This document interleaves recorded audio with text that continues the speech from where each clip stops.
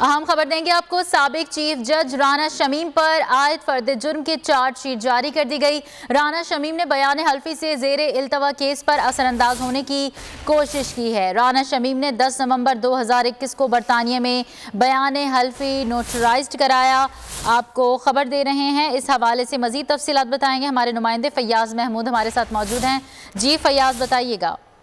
जी, जो चार्जशीट है उसके मुताबिक इस्लामाबाद हाईकोर्ट ने कहा है कि राना शमीम ने बयान हल्फी के जरिए जेर इल्तवा केस पर असरअंदाज होने की कोशिश की है और राना शमीम ने 10 नवंबर 2021 को यूके में बयान हल्फी नोटराइज कराया और राना शमीम ने दस्तावेज को लीक किया और अदलिया को स्कैंडलाइज करने की कोशिश की है। नोटराइज्ड डॉक्यूमेंट मीडिया के हाथ लगा और अंसार अब्बासी तक पहुंचा।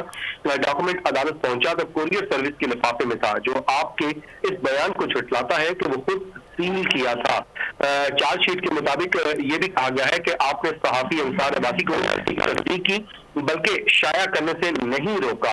राना शमीम को बकौल बयान हल्फी खुफिया था तो लीक होने पर कोई कार्रवाई नहीं की गई। अपने कंडक्ट से अदलिया की तस्दीक की और अदालत में जेर इल्तवा मामले पर असरअंदाज होने की कोशिश की है।